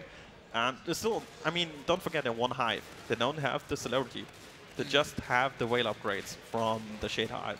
That's all they have. So those fates are really slow. They don't have carapace, no regen. And now we have weapon 3 completed for those Marines. That's definitely a lot. Now, actually look on those resources. Oh my god, how many RTs have been killed? 23 on the Marine side, 14 harvesters down. This is just a crazy aggressive game here going on. Huge aggression at both teams. And if you look at the team kills graph, it just tracks. I mean, it is so closely aligned. It is almost absurd how evenly these 2 teams have been matching up. Yeah. And we've got some cheering from the back of the hall where the bar is located. Yeah. Why the bar is not located in front of me, I do not know. Cool, yeah. Harvester down in Crevice. If that is bonkers, bring me that Guinness now. Do not do that, bonkers. Do not get my co-caster on the alcohol. Flight control under a little bit of attack. The Marines actually, you know, it feels like a barn door might be swinging around here. Actually, 2 barn doors because we've got pressure into the flight control hive, and the aliens have only got 1 harvester. The Marines are on 6. They've finally got level 3 weapons out. Level 2 armor is on the way. Yep. Perhaps finally the Marines are going to put some serious damage into this alien team and knock out this final hive. Yeah, they could do that. I think they could also move the ventilation phase, get up here in computer lab, and make it even more close. They could just basically trap those aliens in that little small hive and flight control. We say, you will never leave that, and we just go in and kill you. And yeah, it looks pretty tough for the aliens. Just we again, the last alive fate. He's 49 for that. Forcing a beacon. There's wait, look at that. There was actually Tane in the base. Here's the Skulk trying to work on that and forcing a beacon, just 1 or 2 Skulks, but. Looks like Rise wants to be super safe. It's not often you see Tane go down in general, and so when you see that ragdoll flying, it's somehow satisfying in a weird kind of way. I love watching Tane just kill everything, but then sometimes seeing another player get the better of him is very cool. And there are so many good players on both of these teams. Obviously, he just sticks out to me because of his former travels in Kia. Yes, I mean, he has a lot of experience here. We see ventilation is about to take out. I wouldn't worry about that as Marine. I don't need vent at that point. Whereas he can just instantly push Complab, and with those 2 Skulks on ventilation, much easier time to pressure here. Just a Gorge, trying to defend, getting pretty low. Heracles getting a lot of nano shield. And he fell down in this little hallway. Wow. Note the use of the whip bombards here to destroy armor, and the whip bombard range is very high.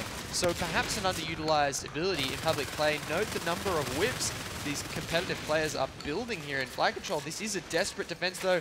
The firepower from the Marine team may be overwhelming. Of course, I've said that 5 times before, and as usual, I've been wrong every time. This could be some damage, and I really like what Blind said about that phase gate. Public games, so often people will overlook moving their phase gates. Yeah, we have now 4 Marines in that hive. They're really going for this deadly push right now. It's just that one Fade. V is doing his best dancing around. I mean, look at that. There's not much you can do with 4 shotguns close to that. You're dead instantly if you don't watch out and instantly turn around. It's really tough against aimers like that. Godlike aim. Yeah, you need, actually what they would need is like having 2 more Fades, like attack from here, attack from behind, the Skulks from there, and the Lurk, maybe Umbra. Just one Fade won't make it with 4 shotguns. But amazingly enough, they push the Marines out of the base. And it's such an interesting point about Fades that often players will say, hey, they're so tough, why are they so tough to kill? And then you'll see competitive players fighting, and the Fades will go down in seconds. And it is about that aim, that twitch, that ability to track the target visually across the screen. And that's what we're seeing out of these players right now. And that's why a Fade like we right now in Summit Reception is being so careful, because look at that. The moment he attacked Heracles, I'm sorry if you weren't watching that moment, but the moment he attacked Heracles, shotgun blast to the face, and he's forced to back out.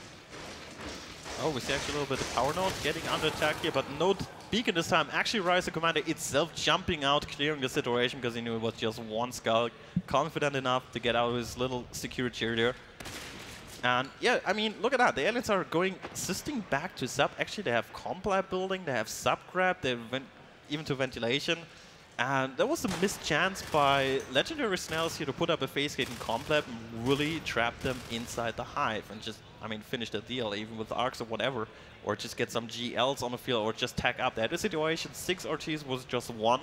If they just keep that and tag up, or even put up turrets there, there's no chance for the aliens to get out there or break out. And with that phase get down and just going into the hive, trying to go for this over-aggressively push and then falling back, and it didn't really achieve something here. Actually, Saunamen made a little comeback. The scan on the sub-axis hive means the Marines know what's up down there. So they can pressure squad down, through computer lab to try and deal with that. They will encounter Wee, though, with single Fade in very top confines. This is a dangerous situation for him. He does get out of there. But, wow, he went in for seconds? I would not want seconds of that, Neil. That is disgusting. Countering the Gorge Tunnel, quickly dispatching it. Those level 3 weapons doing huge amounts of damage, and now this hive is vulnerable. It's 44% grown and 100% health thanks to the efforts of Leaper the Gorge. I'm just amazed that the aliens managed to swing this barn door around it as well. Oh my Ray, god! the triple Ray. kill! Whoa! Damn. Amazing. Really, he countered it perfectly. Aliens really just swapped down to I mean, there's no chance to save sub. Let's take Crossroads instead. And it was just one Marine, Ray himself, just holding that alone. It was just really impressive here. And now these teams again, they look evenly matched. Oh, Marines, Whoa! Oh, 10 HP. Where do you go, Wee? oh my goodness, he's in a really bad position. Yeah, He's in a terrible position. he's trapped. He's trapped. He's trying to find a way. Oh, they're forcing a beacon. Nice teamwork. Oh, wow. Hey, our buddy is in danger. We will force the beacon. That will teleport all the Marines back to the Marine base. And bam, our man can run home. So very effective play. But I'm just blown away by the way this game keeps swinging back and forth. These two teams so evenly matched. Though with the Marines sitting on 6 extractors, I just want to see them blow the lid on the tech. Like, let's see the prototype lab out. Let's see the jetpacks, the grenades, everything. Yeah. But they are not choosing to do that. They're only maintaining 10 resources in the bank. They are spending on the med packs as they have been all game. Yeah, that's right. I mean, maybe they're playing a little bit too over-aggressive because those fights seem not so scary at all to those French players. I mean, just take up, as you said, maybe even go for an Exo. And what will stop an Exo there? I mean, I'm not quite sure if the Finnish players would be able to do right now. And we see it re-trapped again. Look at that, dancing with Damsel. And he made his way home, low health again. We just, watching him heal up and go again. He has come so close to death so many times. We have, again, we actually had an Enzyme Skulk attack on the power node in Atrium, and that means that the commander moved a Drifter into position near the power node, used Enzyme on a Skulk, and allowed that Skulk to attack very, very quickly. Can do surprising amount of damage. Eagle Eye. Oh, Dams! Oh no! He gets him down! He is down! Finally! Finally he got... You take a bow, mate. That was some very impressive fading, and to finally go down like that. Was that his first? No, that was his second fade. No, it was second fade actually. But still, he makes it always like surviving the longest in Team Saunamen for some reason. And he is leading the Saunamen kills with 31. 31 kills to 11 deaths, and 9 of those deaths were Skulk deaths. No. I think this is going to be the end here for the Finns. There's going to be 4 shotgunners coming now, close to flight. They don't have a lurk. They don't have a fight. Fade. There we go. It's just Skulks, and Skulks. And how good are Skulks against level 3 shotguns blind, especially with no carapace? Absolutely. I mean, they're going to get shredded here. And, I think the med pack, although Valdi's surviving a long time there, I'm surprised at the shooting by Kingo and Dams. They might be feeling the effects of this 40-minute game. I know I'm feeling the effects of this 40-minute cast as Ray and Heracles enter the hive and begin to unload their shotguns. And as Blind said, the lifelorn composition is just not there for the alien team right now. Oh no, and again, forced a beacon. Wow. He just stole your win. You just wanted to end that. That beacon. Very effective. If I was the Marine team at that point, I mean, I almost would be tempted to just drop a second command station somewhere else and kill the hive. And you just need to have one Marine close to that face kicking cross. You can constantly face back and just save everything. And 4 Marines go in like they're doing right now. We have Ray, Dams, Kingyo, and Heracles going for the kill. And the last Marine should be, he's defending crossroads now. They're doing it perfectly now. Perfect split from the Marines that just need to kill those little skulks. We going down. Ooh, they are dropping. Oh, lots of action here. Oh yeah, look at the kills. Here. Oh my god, the whole alien team is down. Just Peach him left, and I think this is gonna be it. It's huge. What can the Saunamen do? Let's see what the Finns have got. There are 4 angry Frenchmen in their hive wielding shotguns. What do you do in that situation? Well, I think you type 2 letters right now. Oh, maybe, but they will not give up. They continue to spread. They do have some assets in the hive. They have a shift, but there we go. An outstanding opening match. And it took a while for this opening match to start, but when it did, what a match. Yeah. I mean, it was back and forth. Look at those Saunamen faces. They are steely, but actually, you know, both teams just kind of look steely right now. They're not chilled, but they're very confident in what needs to be done. So it is now 1-0 to the mighty legendary Snails, the mighty Frenchmen. The Finns will now have an opportunity to take it back. We will not be switching maps, so the server is just doing an auto switch right now, but that will be switched back to they're waving. They're just waving there. Yeah, wave. You have all reason to wave, French here. Legendary Snails. Give it up for the French. Yeah, well done. I don't Oh, really well, there was no goal. Where were my You got friends me, in you the got me, you got me, yeah. onesies You got me. with the beers at the other side of the hall? I don't know. Where are they when we need them? No. There Actually, we need to root for Saunamen right now because we really did play great. It was a hugely back and forth game. It just continued to go back and forth unbelievably. So, I mean, we saw the kill graph. We didn't look at the kill graph at the end of the game. We should have, but it was tracking like, I don't know, what give me a metaphor here, Bill. I'm empty. I mean... Yeah, empty. Yeah, I haven't slept in 38 hours, actually. Woo! Rock on. It's Custom Menace 2. All right. Let's do this. So, can the Snails take it? Can they take it to Love? I don't know. I think that both these teams are just so evenly matched. There is no way anyone could possibly predict the outcome of the match we're about to see. No. I mean, a 40-minute opener. What just outstanding. With a 50-minute warm-up. With a 50-minute, there you go. If you warm there we up go. for 50 minutes, Oh. you get a 40-minute game. Oh, God. But totally worth it in the end, though. If a little No. painful at the time, we're truly seeing some awesome Menace 2 here. And I'm receiving a signal that I cannot understand in my sleep-deprived state. So, Blind, why don't you take it away while I receive this? All right. So basically, if you go here again, Saunamens will switch now to Marines, and the French will switch to the Aliens. And you got the signal? I do. Okay. Apparently, I was unintelligible, and the very kind sound engineers thought it might have been because my mic wasn't close enough, and not because I'm actually just generally unintelligible. So we're going to be off with Game 2 soon. The team's taking a short break. I'm not sure how long Explosive is going to give them, given the rules must be pretty up in the air at the moment after that huge warm-up game.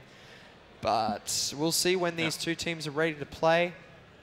And we'll see how long multiplayer gives us as well after that delay. You know, there is a schedule for things to happen later tonight, and I actually see Will, my multiplayer man, laughing right now. You know, we'll see what happens there. So it could go anywhere at the moment, but we are up to Game 2 in this best of 3, so could go either way. I mean, everyone always says that, but I mean, come on, it was a 40-minute game with an even kill graph. That was pretty close. I mean, what more do you want? What more do you want? I mean, close. Yeah, I mean that's best actually what you want to achieve. Like having this close game with this back and forth, and not really one team dominating over the other. I mean, Saunamen, they had this little mistakes they made at the start, but really made a great comeback. Even with this kind of dire situation, they really pushed the Marines back constantly, so they couldn't tag up, they couldn't do anything, just losing 20, 30 RTs, just staying on weapon 2 armor 1 for I don't know how long they were forced there, and even with just one Fade alive running around, just keeping those 4 shotgunners out of the hive. That was just amazing. I mean, impressive. All right, maybe we have 6 players. Isn't this just the complete polar opposite? The last major... this is not live, I believe. No, it's not live. It's, yeah. So I think Dams is... what he's saying there is he needs to redo his configuration. He needs to redo his key bindings and mouse sensitivity and all that, I believe. So he's going to do that right now. And what I was about to say was it's complete opposite of what happened at the last major NS2 competitive event, which was the NSL Invitational Grand Final in Cologne in Germany, and that was just a massacre by Arkea. I mean, there was no two ways around it. Oh, yeah. I mean, when casting, we tried to say that some of the games were more even, but in reality, one team was just on fire. No. And unfortunately, I mean... the Nexel players were jet-lagged up the wazoo. I mean, they were 50 times worse than I am right now in terms of jet lag. So they were really up against it. But these two teams, they're in a happy time zone right now, and the Saunamen are ready. So and we're both ready, I think. I believe. Really? Yeah, we're starting. We're starting. All right, here we go. All right, here we go. Game number 2 in the European Open 2013 Grand Final. I will talk through the split. We have 2 Saunamen right, 2 Saunamen left, 1 base build, 2 base build with the commander out, and a fast Skulk 2 split into the center, contesting Crossroads, and 1 scout each into data core and flight control. Blind, what are we about to see with fast shotguns? Ooh, I love it. I love it by Saunamen. Fast shotgun. I hope it's not going to be a shotgun rush or something. I don't think so. I mean, shotgun rush looks completely different. You want to set up fast armory and drop an armory close to the hive. But this is going to be for early pressure game. And they're going to play aggressive as the French did.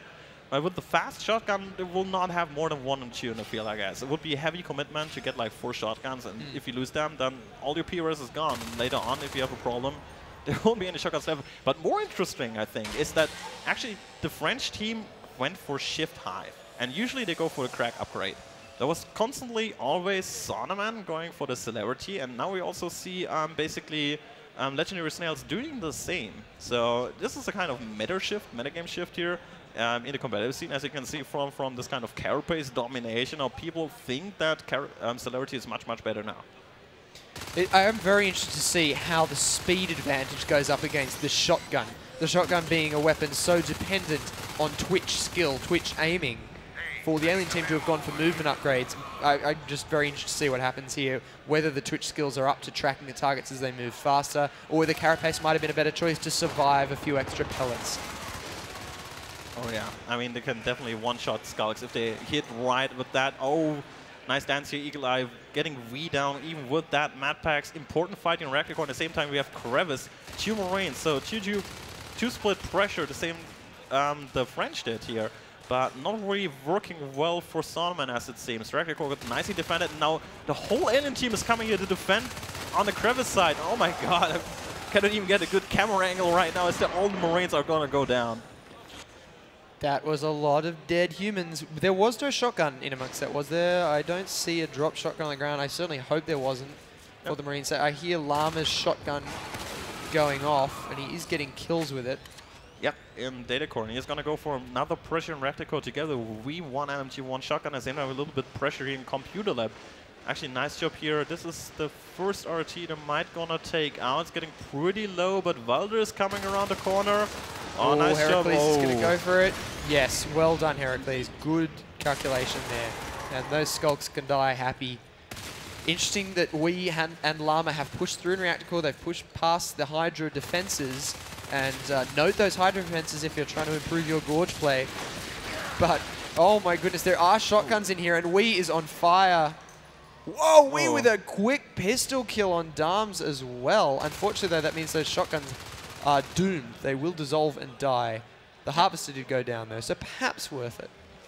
Yeah, that's right. I mean, I think it's worth it on tiers. I mean, the main goal on the Marine side is delay those fades. I mean, the PRS is a really important, scary thing on the Alien side, and if you keep those Harvesters down, that's basically your main goal on the Marine side. That's why they're playing this heavily aggressive. They're not even, look at that, they're not capping Data Core, it's just going straight to Reactor Core, the same crossroads. They're not even bothering them staying planar to play this defensive, passive game as other teams did. Like, for example, Godor was really, I mean, was based around playing really passive and defensive, slow, steady game. And Saunamen and Legendary Snails, they both have really another agenda there. They're really both absolutely aggressive.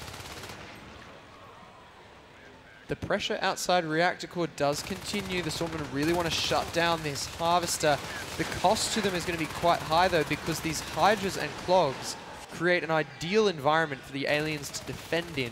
While they might be able to not be able to stop Marines on their own, they certainly can create an ideal situation for the aliens, and that's what static defenses are about in Natural Section 2, as Crevice falls under heavy attack as well. Oh, trying to finish Harvester will not make it in time, even with that map packs. Nice cleanup here by Legendary Snails. They didn't lose Reactor Core yet, so they're trying really to hold on. They just lost 1 Harvester in the game, killing 2 Extractors. But Saunamen sitting on 5 is pretty much okay. They have 1 upgrades with the shotguns, but only 1 IP. I really would like to have 2 IPs right now. They're building an op, so maybe having face tag before the second IP, or it's just for basically being safe to beacon in case you have to. It is a very different tact to the one taken by the Legendary Snails in the previous game. They were very focused on the med packs and keeping what were relatively low-level Marines alive through very difficult combat. The Saunamen, on the other hand, are upgrading the Marines early. We're at 5 minutes, and already they've got level 1, and shotguns. Their armor weapons, that is. So a divergence of play. Will it work for the Saunamen? Can they take it to 1v1 to 1-1 with this strategy? I mean, absolutely. I mean, this is one of also the style of difference on the commanders. I mean, even if you say like Rise has maybe the best med spamming right now, or the best med aim to keep this Marines alive, he's using it a lot, maybe overusing it. And Peter is really known, also in NS1, for having this kind of best really res management, like knowing exactly when to drop And if you know there's like 3 skulks coming into your Marine, he will not make it. He will die. There's actually no reason to spend like 5 res on that one because he will die anyways. And that was Peachum is really great, and this kind of res management, exactly knowing the time, exactly getting all those upgrades he needs out. And this is a difference in both commanders. We will see how it will plays out. I mean, Saunamen now getting up, ventilation lost quite a few RTs. They did, you know, during that time blind, the aliens did assault multiple resource extractors and they lost a few. It was quite painful to watch actually, because I am quietly rooting for the Saunamen here. I want them to come back for a 1v1, and I was thinking, no, don't lose those resource towers, boys. We need that tech to keep coming. Exactly. So we have hops, but nothing else. Is there second IP? Yes, there is. Yeah, there is a second. In fact, for a moment, I thought there might have been 3 IPs, and I was like, oh my goodness, the game has changed. Metagame shift, or whatever the term is. Look at this, 2 extractors under attack at the same time, though. This extractor lead that the Saunamen have is very, very fragile at the moment. The pressure is being exerted on Marine territory, not alien territory. And the Saunamen are on the knife edge of this game. They have to win it if they want to win the grand prize. They're going for 2 pro attack again here. V in Reactor Core pulling the lurk, which is pretty nice because it makes it much easier on Crevice to actually take down his Harvester, which they did. Valder and Lapor, nice job. He also taking down King here. There's absolutely no chance, no reason to go in alone against 2 Marines. There's a Skulk. What was that beacon for? Kind of wondering how many shotguns. They have 2 shotguns in the field, Tane and Valder. I think Valder was here, but he wasn't really in danger. Was there a Skull close? Did I miss something? I don't know. Maybe it was a misclick. What Blind was referring to there was that clever Marine commanders will often use the beacon, which teleports the Marine players back to base when one of them is in danger of losing a very valuable weapon, in this case, shotgun. So that might have been what happened. But the cost of using that beacon when there are no phase gate on the field is that your map mobility is so poor, you can't get out and defend extractors. And we just saw the Marines lose an extractor just there after that beacon. That's right. I mean, the most used reason for beacon is basically your base is under attack, and you need to defend it. And there's no Marines close by. This call in distress signal just to save your base from a base rush.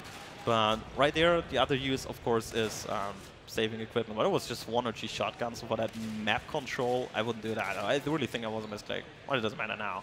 Doesn't matter now, but we could dissect that for hours and hours. Yeah. Until we find the correct answer. Oh, Biobomb's coming down Crossroads during the phase gate construction. Not going to slow construction a whole lot. I think it's not hitting it, right? Yeah, there's not a lot of damage for a Biobomb. This is a kind of wimpy Biobomb. No, I know it's no they're going for it. They know they don't want to have Crossroads up for some. And oh my god, look at that. 4 Marines down. Oh, goodness. The entire Marine team, practically, except for Llama and obviously Peachum, because he's snug in his command station, just died. Horrific alien jawed deaths.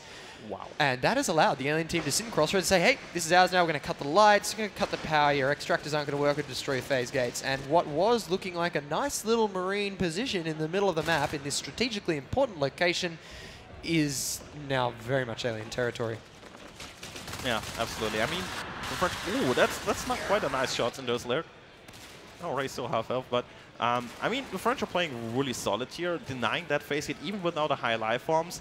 They are pretty close to Eagle Eye. I think he's fading right now. We have Kinyo, 41, he could fade as well. And yeah, so this is the precious timing. I mean, look at that. This is always amazing on those top tier commanders. They know exactly when those fades pop. They know the timings, and they want to have this phase gate up exactly the moment just before the fades come. Which is happening now just again. There you go, getting that mobility out, and the Crossroads phase is up. I'm surprised at how quickly they were able to do that. And here comes Eagle Eye, the fade. I can see Eagle Eye from here. He looks very, very, very focused right now. Looking forward to seeing his play. Absolutely. So 2 Marines out of position, killing in Crevice. So this could be a timing to that Crossroads. But there's also 2 Marines here. 1 fade alone won't be able to do that. What are they doing? They're actually bypassing those Marines, cleaning out data core, and trying to follow this wolf pack here. What are they doing? Guys, what's up? Are you going Crossroads here? It looks like they are going for a big push here with the Gorge, with Rise, with Biobomb, everything going in here. Just 2 Marines able to defend. And There's going to be a lot of blood on this floor, and surprisingly, it is not marine blood. There's a lot of green alien goop around. The alien attack force pushed back, healing, liking the use of the Gorge there, keeping the Fades closer to combat. If a Fade has to keep going back to a Hive, not going to be in combat as much as if there's a Gorge close by. But the Saunamen's shooting quite good here, and this is clearly getting drawn into a longer game. Wow, they're actually hitting all of those bullets into that Fade. Already healed up there. Yeah, if it wasn't for Rios in this situation, this alien force would be dead. And, well, Rios just died horrifically. I mean, wow. Oh, Kingyo got stuck around the Kingyo corner. and Ray are just fine, so I don't know what I'm getting all excited about. I don't know. Harvesters, 2. Extractors, 5. Good numbers for any Marine commander to hear. Yeah. The Marine Extractors have been quite fragile this game, but then again, there is no arguing that 2 is a very low number of Harvesters. I'm feeling pretty good for the Saunamen right now.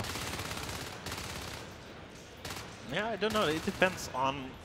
I mean, if they are able to take down the Fates, they're still sitting on weapon 1 and not able to actually get weapon 2 out right now. Because they're losing those RTs constantly. They lost 9 Extractors, just losing number 10 as it seems. Here, nice job by here, Chris, taking out the shotgun Attain. And, I mean, as soon as they lose Crossroads and are down to like 2 or 3 Extractors as a Marine team, it's really hard. It's going to be really tough, especially if you don't kill Fates. And I think that's going to be the deciding moment. If those Fates go down or not go down, because if they stay up and tech up and get a second Hive up and running, this is going to be... I mean, the French team obviously has a little bit more edge than like the Saunamen last game. Yeah, absolutely. And these Fades are looking dangerous. Kingyu going down to 50% health, but he's out of there. 50%, not so much a worry. And they're being careful around these shotguns. They're not overcommitting like amateur Fades like myself would do. Loving the Gorge play. Gorge is so important. And the use of Biodome so frustrating to Marine teams.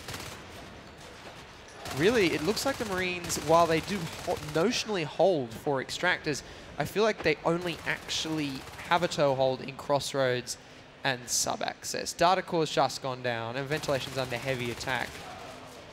Oh, wow. This actually looks better and better here for the French team. I mean, they're putting so much pressure up across. Look at that. They also forced the face gate being rebuilt in a really bad situation if you compare it to the standard spot in here. And also assisting up to data core, the Hive will go up, and it keeps Saunamen down to 2 Extractors. Ventilation down, comp lab down.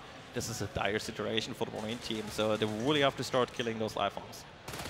Ray with some great some great lurking there, using the spikes to harass the Marines in Crossroads, keep their health low, force the med packs from Commander, a waste of resources that the Marine team absolutely cannot spare right now. As Blind has said, they're on 2 Extractors. And we were just talking earlier about how 2 was a bad number for aliens. Well, it's a terrible number for Marines. It's even more bad for Marines. It's terrible. Absolutely. Marines generally need more resources than aliens. It's part of the asymmetry of natural selection 2. Dum's copping quite a bit of rifle fire. He's just going to be just fine, though. He's going to go back to the Hive and heal. Actually, he won't need to, because Rios is just being such a baller of a Gorge. So you see, data core has been dropped right now. Everything's set up, and I don't really fear that the Marines will push there. Because Saunamen is really busy in trying to recap. Sending 2 Marines for ventilation because they realize 1 is not enough. Just 1 Fate can pick up everything. And Llama alone trying to go in comp lab, but... Yeah, fighting in the dark. Oh, this is intense. Oh, that's a horrible way to die. There's no lights, and it's just you and 2 teleporting, scythe-wielding life forms. So they are cleaning up in there. Yeah, already. The face gate getting under heavy pressure. We got 3 Fates on a gate. Are not really grinding yet. Tane, it's just Tane buying a little bit of time for the other Marines, but only V is alive. I mean, look at that. Oh, goodness. The whole Marine team is down, just spawning in, and this face gate may just die. It may just die. Oh, boy. And with that, all the hope for the Finnish team, because they really have to win this. Our 1 in a best of 3. If this number pops up to 2. Wow. I mean, are we sure about that, Blind? Have we done the mathematics on the best of 3 there? Does winning 2 really get you that? I'm not sure. But, you know, I wasn't very good at maths in school, so what would I know? Extractors are under pressure. They're notionally holding 3. Holding Crossroads is going to be all but impossible, though, unless they can get a new phase gate up. Clearly saving for it, sitting on 15 right now. Wouldn't be surprised to see a recycle of something to get it going. There's the drop. They obviously didn't need to recycle. They had enough. Oh. The aliens reacting so fast, though. Oh, you can just imagine. 77%. Oh, God. I think desperation is going on in the hearts of the Finnish players right now.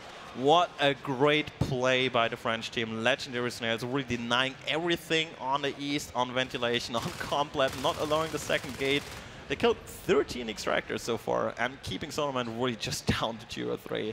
Amazing play by the French team. Look at it. I mean, the map control. You see all the green goo here going around the map? Well, it's all the infestation here. Just basically saying how much map control Legendary Snails already possesses. Yeah, it is a clever move to use that, that infestation spread as a gauge of dominance. A nice little Marine pressure team led by Tane with a shotgun has pushed the Fades back temporarily, but not for long. When you find yourself killing lots of spawning cysts in a room, it's usually a bad sign. It's either a newbie alien commander or the alien team has a lot of resources and they are dumping them on you. Whoa, nice shots here on those Fades. Scaring them away. They will actually able to defend Crossroads for that moment.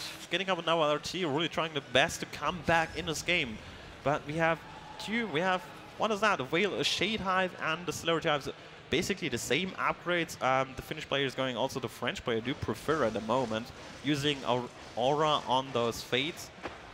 Yeah, the game has shifted. So I remember the days, Blind, when it would just be Carapace, Carapace, Carapace. Carapace. And then region, and Carapace, whatever, Adren, and... Yeah. Yeah. The game has changed, that is for sure. Big combat in Crossroads, and no, that was not a Fade. I almost got very, very excited and did damage to the casting desk, but a Fade did not, in fact, go down. No. And that's really, I mean, what is the big difference here between those two alien teams? The 2 mistakes, losing those Fades really silly or early is really hard kind of loss. And oh my god, as soon as I'm talking, those Fades are getting pretty low on health here. You know, I always, usually when I say like those Fades are not dying, 1 second later, 2 Fades die. That like happened in like 3 or 4 matches, but not this time yet. Yeah, I know what you mean, Blind. But you have hinted that the situation for the Snails is much different to that faced the Saunamen on the alien side. The Snails have maintained their Fade numbers, whereas the Saunamen were constantly churning through Fades. The Snails have maintained good map dominance, whereas the Saunamen were constantly fighting on even terms. So this is a very different game to Game 1, and you can see that now in the immense spread. Look at this clog wall going down in sub-access. What is going on there? This is a... Really? Sorry, Hydras. I thought they were clogs. My mistake. So that is just saying you are not getting out. You are stuck in your base now. The phase gate, the only way out of Crossroads. This is a huge push into the Marine base. This is a big base push now. They're gonna utilize Biodome, everything else, forcing out a beacon because only Tane is alive. Very insane actually looking at him right now. Oh my goodness. Oh god, they're losing their armory already, and it's not like they can afford those structures to get them back.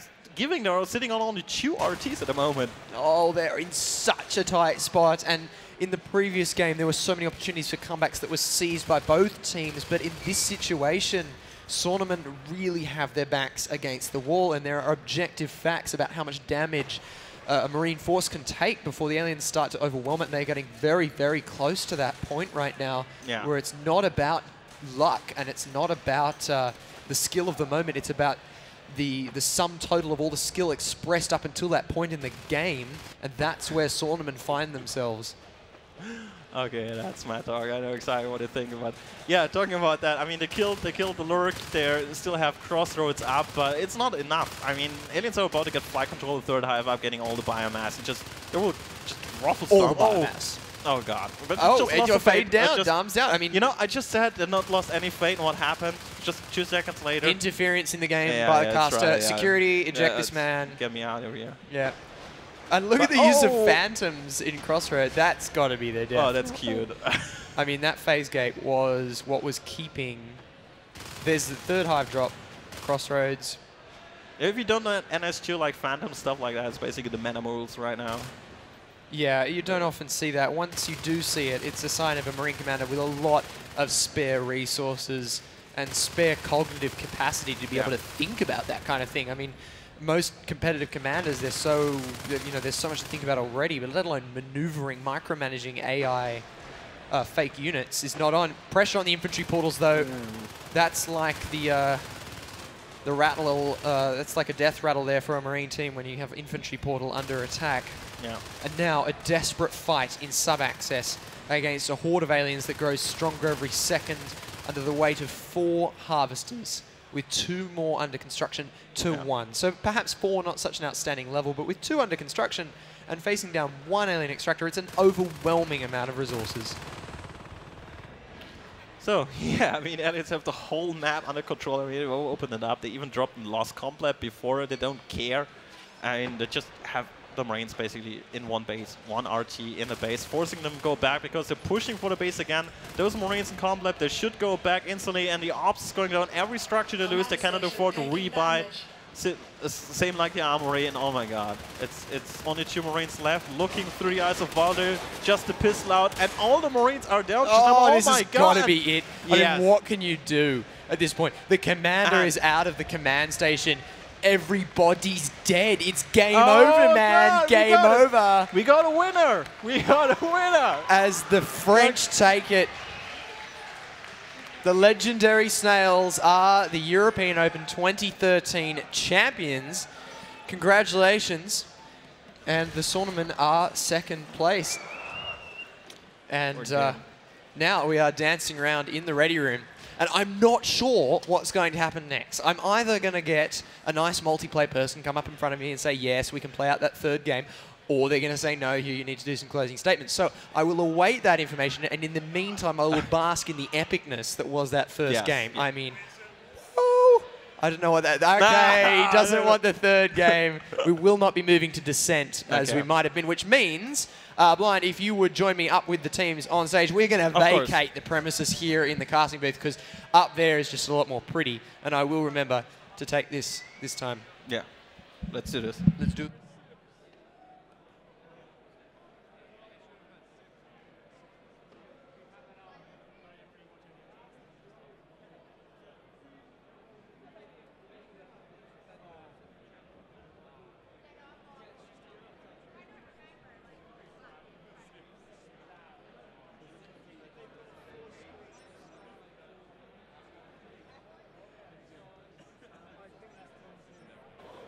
So, we will not play another round. We're out of time, unfortunately.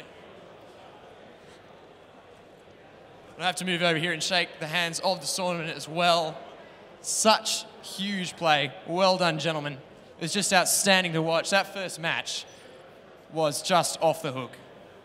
Now, the fun part about the end of this tournament is I cannot tell you how much each of these teams have won in prize money, because I actually don't know. And this leads me conveniently into what I want to say at the end of this tournament, which is that it was the ultimate expression of a community coming together to create a competitive event, the likes of which a mod like the original Natural Selection could never have expected to see. These 2 teams are, in the traditional sense of the word, amateur competitive teams. They do not train full-time for this. They are not part of a StarCraft team that is training full-time. They were both flown here by the developer. The community provided the caster. I'm a relic. I'm no longer needed. I think the community provided the prize pool. I think it's just outstanding, and it makes me so proud to have had the privilege to work on the development team that got to work with such an outstanding community. Because this event right here, I mean, Blind, did you ever think that the original Natural Selection 1 mod would move to this kind of stage? I hoped the whole time. I knew it in my back, because NS1 was great and NS2 is also great. I love both games. I will never stop playing them. Fantastic. So, as multiplayer tells me I need to get off the stage, and rightfully so, because we have run well over time. Thank you to the Natural Selection 2 community for putting on this event and allowing us as Unknown Worlds to support you in that endeavor. And everyone else that watched who maybe hasn't experienced Natural Selection 2 before, I really hope you like what you saw and that you'll join us on the Aliens vs. Marines strategy meets shooter battlefield very soon.